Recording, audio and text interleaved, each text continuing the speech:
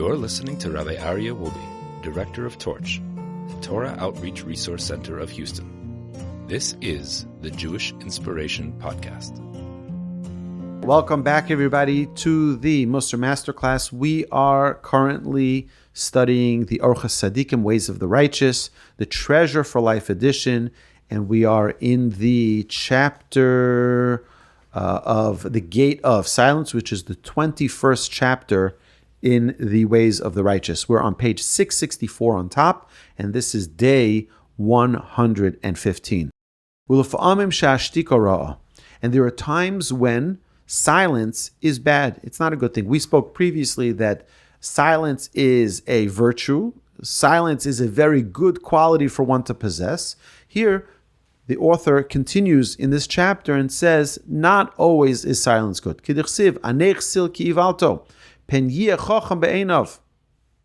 says, answer the fool according to his foolishness, lest he be wise in his eyes. B'divrei Torah, imroek shehaksilim milagligim al divrei Torah, yaneh lahashiva mita'usam. He says, in matters of Torah study, if one sees fools mocking the words of the sages, they should answer them to correct them of their error, so that they not be wise in their own eyes. If you see someone who is transgressing, you should protest and reprove them. And King Solomon said, of blessed memory, he said, a soft answer turns away wrath. A soft tongue breaks strong anger.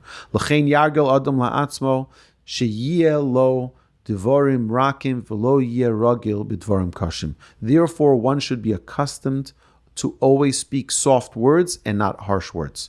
So this is the very key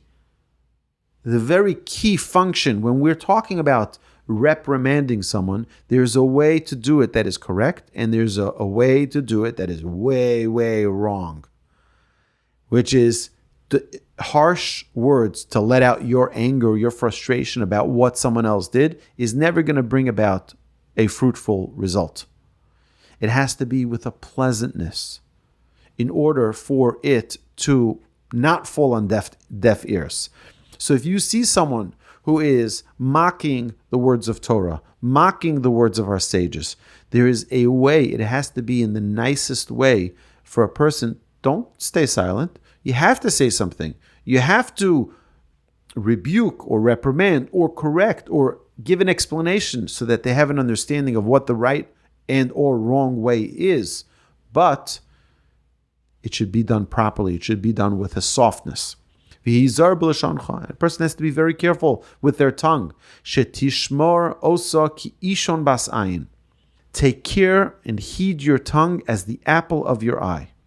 Ki pi chsil michisa lo usfasav mokesh nafsho. The mouth of a fool is his destruction, and his lips are the stumbling block of his soul. Viksiv shmor pivu lushono shomrim mitzaras nafsho. And the verse states even further, one who guards his mouth and his tongue guards his soul from affliction. You know how many heartaches come to a person because of the words that we use?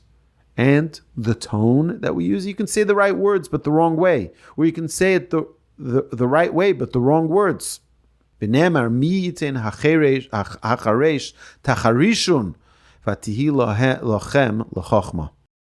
the verse states, the best way to show wisdom is by being silent. V'im teishev b'chabura, tov sheyomer l'cha daber, mo ata shose kol kach. Mima shetia medaber v'yu dvorecha lohem l'masa v'yom l'cha shtok. It's always better for people to say, no, speak up, want to hear your opinion, than being the one who's always talking and people tell you to quiet down, be quiet, we don't want to hear you talk anymore. It's always better to be the one who's silent, that they say, we want to hear your opinion, because then they'll listen, versus being the person who's always talking too much, and then people don't want to hear you anymore and they quiet you down. V'yizor shelo levayish adam o letzaro b'dvarim. A person has to be extremely careful to not shame another person, not to embarrass another person, or to pain a person with words. And we learned this previously. The author teaches us that there's a biblical command not to cause another person pain. Yes, that includes on X, and it includes on all social media platforms. To cause another person pain is a biblical prohibition. Lo sonu is es amisecha. A person should not cause pain to another person. So by insulting another person, you're causing another person pain. A person has to do everything they can to avoid getting into a situation where they're causing another person pain. V'im yoshev etzel adam sheyesh lo mum begufo shehu mizbayesh bo, o sheyesh mum bevanavo beishto shehu mizbayesh bo, o sheyesh pgam b'mishpachto. If a person has any type of blemish that shames them, whether it's a physical defect, whether it's a defect in their children or child or their spouse, that they're embarrassed by it, or something in their family lineage, Yizor shelo yidaber al oso mum o ba'oso pgam, afilu im einu medaber alav, ela medaber bi'ish acher sheyesh lo bo kazeh. A person is very, very sensitive. If a person has any type of limitation, a person who has a speech impediment, a person who has a physical blemish.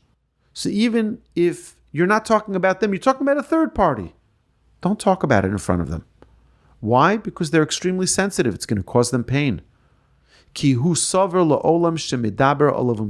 person who has a blemish always thinks they're talking about him. They're always talking about me. And it's an amazing psychology that they're so sensitive to it that they think that it is about them that you're talking about. Even though you're referring to a different person, they have that sensitivity. Im adam asa davar shel gnai v'chazer bo v'asa tshuva. If a person did something wrong, a disgraceful act, and repented for it, gam yizar shalei daber ba'osa maaseh lefanav. A person should also be very careful not to speak of that person's old ways. So someone who used to be, for example's sake, someone who cheated in business, they went to prison, they came out of prison, they repented, they paid back all of their debts, they'll never do business the same way they did in the past. Now they're honest, they're scrupulous about every single penny, making sure that it's received honest, that they pay their taxes properly. They're very, very cautious to ensure that everything is on the up and up. And now you go and you say, oh, you remember back then, you remember when you cheated people, that's not fair. The person already repented. The person changed their ways. The person paid back all of their debts. They did everything they needed to do, and now you're bringing up their past. A person who was in any way living with a certain level of unscrupulous behavior or in a disgraceful manner, and they repented for it. So you shouldn't even joke around about it and say, oh, you remember those days, you remember those good old days, you remember what we did together, even if you're including yourself in it. Ki haya l'chol asos be'inyan acher, o im adam omer l'chol davar sheyadata kvar shtok ad sheyigmor hadavar. It's another very important thing about silence. If someone says something that you already know, or you already heard that story, you already heard that piece of news, you already know this fact, remain silent and let them finish it. Don't take away don't steal their thunder. Oh, yeah, that story, yeah. I heard that one already. Or that joke, take away someone's joke, right? The halacha says that one should remain silent. Don't steal someone else's platform. Don't steal someone else's excitement about what they're about to share. Ki ulai yichadish l'chabo davar shelo yadata mitchila. For another reason. The author says there's another reason. Perhaps you're going to learn something new that you didn't know before. So you think you know the story and you have your idea of what can be learned from it. Perhaps there's something else you can learn from it that you're not going to pay attention to because, I know that story already. I know it already. A person should remain silent. Gam yeshlo hano sheyomer lecha hadavar, and you're taking away his pleasure of sharing with you this piece of information. He has enjoyment by sharing this, and now it's going to be stolen from him. Vafilu im yodea ata shelo yichadesh lecha shtok ad sheyigmar. Even if you know that there's not going to be any novel understanding, you're not going to have any new nuances that you're going to learn from this. There's nothing that you're going to learn from it. Still remain silent. Don't steal their thunder.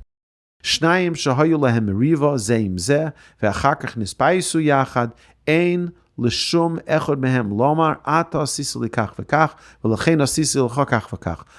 If two people were in a fight, they were in a quarrel, they were in an argument, and then they made peace, you shouldn't later come and say, you did this and this to me, so that's why I did that and that to you. Don't bring it up. Even if your intention is not to go back now into the fight. Because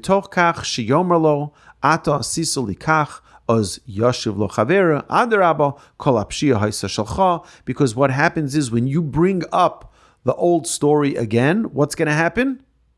Now he's going to say, yeah, it was your fault because you said this, you did that, and therefore it's going to bring up the whole thing again. They're going to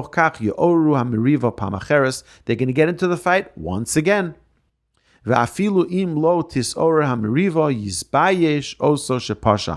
Even if they don't get back into the fight, now one side could be embarrassed by what they have done. Which is why I think it's an important and interesting thing. Sometimes I spoke to actually a young man who was facing a little challenge in his marriage, and he said he went for therapy, and he said things got worse. Why? This makes a lot of sense. Because what happened when they went to therapy? They brought back up all of the old fights, so now the fights are fresh in their memory again, and now that fight is now as fiery as ever. It might sometimes be wise for them not to bring up that, and maybe, again, I'm not a therapist, so maybe I have a wrong understanding here. But sometimes it might not be wise to bring it up again so that all of that fire doesn't come to the fore again. So we see here that there are many things that our sages teach us are important for us to remain silent about and not to talk about. Especially not bringing up old stories. Someone who repented, this is what the halacha says.